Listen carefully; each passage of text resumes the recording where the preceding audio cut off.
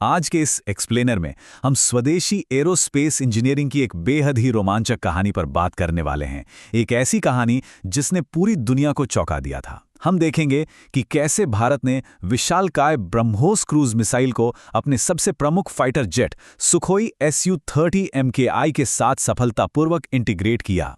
तो शुरुआत होती है एक लगभग असंभव सी लगने वाली चुनौती से। एक 9 मीटर लंबी और कई टन भारी क्रूज मिसाइल को एक ऐसे सुपरसोनिक फाइटर जेट पर कैसे फिट किया जाए जिसे कभी इतने बड़े पेलोड के लिए डिजाइन ही नहीं किया गया था। जब इस काम के लिए भारत ने सुखोई बनाने वाली मूल रूसी कंपनी यानी OEM से संपर्क किया तो उन्होंने जो कीमत बताई वो सच में होश उड़ा देने वाली थी। उन्होंने इसके लिए 200 से $250 मिलियन का एस्टिमेट दिया, जो कोई छोटी मोटी रकम नहीं है। लेकिन असली ट्विस्ट तो अब आता है। हमारी भारतीय इंजीनियरिंग टीम के पास इस पूरे महाप्रोजेक्ट के लिए जो बजट था ना, वो मांगी गई कीमत के सामने कुछ भी नहीं था। महज 200 करोड़ रुपए। मतलब इस काम के लिए दाव बहुत बहुत ऊंचे थे। तकनीकी रूप से समझें तो हार्ड पॉइंट विमान का वो मजबूत हिस्सा होता है जहां हथियार टांगे जाते हैं। अब दिक्कत ये थी कि सुखोई के निचले हिस्से यानी बेली में ऐसा केवल एक ही पॉइंट था, जबकि 8 मीटर लंबी ब्रह्मोस के लॉन्चर को स्टेबल रखने के लिए 2 की जरूरत थी। इस पहेली को सुलझाने के लिए हमारे इंजीनियरों को सचमुच विमान की बाहरी परत को हटाना पड़ा और बिल्कुल शून्य से एक दूसरा हार्ड पॉइंट वेल्ड करके तैयार करना पड़ा। अब विमान के ढांचे में इतना बड़ा मैकेनिकल बदलाव करना एक असंभव काम लग सकता है, लेकिन ये मुमकिन हो पाया क्योंकि हिंदुस्तान एरोनॉटिक्स लिमिटेड यानी HAL पहले से ही भारत में Su-30 का निर्माण कर रहा था। और सबसे बड़ी बात, भारतीय वायुसेना के सॉफ्टवेयर डेवलपमेंट इंस्टीट्यूट को इसके सोर्स कोड और इंटरनल कम्युनिकेशन की पूरी जानकारी थी। इस विशाल चुनौती को राष्ट्रहित में HAL के तत्कालीन CMD डॉक्टर त्यागी ने स्वीकारा। और देखिए, ये कोई अकेले का काम तो था नहीं।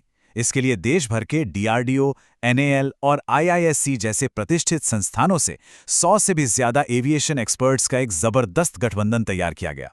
ऐसा लग रहा था मानो पूरा देश एक साथ आ गया हो।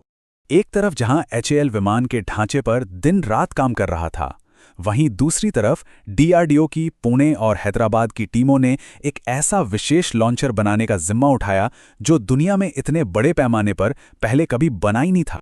यहाँ एक बहुत बड़ी रुकावट और थी। मिसाइल का अपना वजन विमान के हिसाब से बहुत ज्यादा था, करीब 2.9 टन। इसलिए टीम को किसी भी हालत में इसका वजन भारी मात्रा में घटाकर 2.2 टन पर लाना ही था। और ये जादुई काम हुआ कैसे?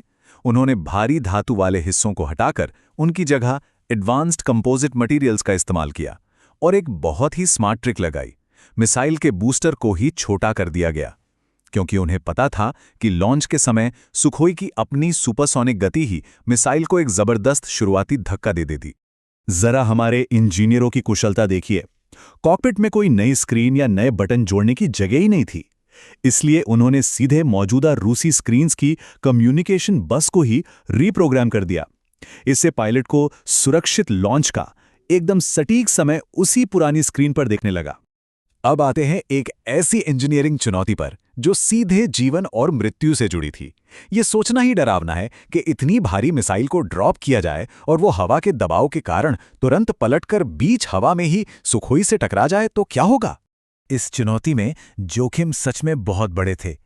किसी भी दुर्घटना का मतलब सिर्फ एक अमूल्य जान को खतरा ही नहीं था, बल्कि लगभग 450 से 500 करोड़ रुपए का एक बेहद कीमती फाइटर जेट पल भर में राख हो जाता। टीम ने इस खतरे को गहराई से समझने के लिए एविएशन इतिहास की पुरानी लॉन्च दुर्घटनाओं का बहुत बारीकी से अध्ययन किया। हवा में टक्कर के इस भयानक खतरे को जड़ से खत्म करने के लिए एक बहुत ही सख्त 3 कदम वाला सुरक्षा प्रोटोकॉल अपनाया गया। इसमें NAL में मॉडल्स के साथ wind tunnel test, IIT Bombay के एक स्टार्टअप द्वारा जटिल गणितीय सिमुलेशन और अंत में सुखोई से एक बिल्कुल असली जैसी दिखने वाली डमी मिसाइल का लाइव ड्रॉप शामिल था। और इसके नतीजे?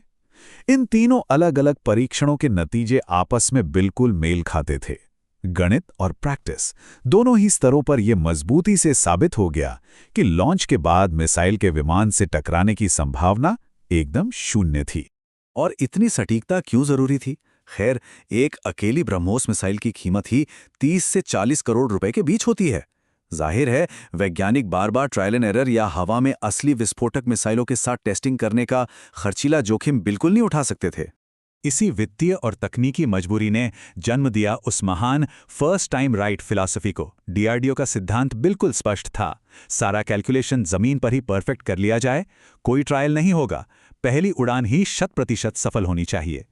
और यकीन मानिए, वो कड़ी जमीनी तैयारी सच में रंग लाई। वायुसेना की निगरानी में जब परीक्षण हुए तो बिल्कुल पहले ही प्रयास में जमीनी और समुद्री दोनों लक्ष्यों पर मिसाइल ने एकदम अचूक और सटीक निशाना लगाया। ये शानदार सफलता अंत में एक बेहद दिलचस्प सवाल के साथ छोड़ जाती है। अगर हमारी भारतीय टीम इतने सीमित बजट और स्वदेशी ज्ञान के बल पर दुनिया की सबसे घातक रणनीतिक ताकत तैयार कर सकती है, तो यह सवाल उठना लाजमी है कि भारतीय एरोस्पेस इंजीनियरिंग भविष्य में और कौन-कौन से असंभव काम कर दिखाने वाली है। इस एक्सप्लेनर में हमारे साथ जुड़ने के लिए बहुत बहुत धन्यवाद।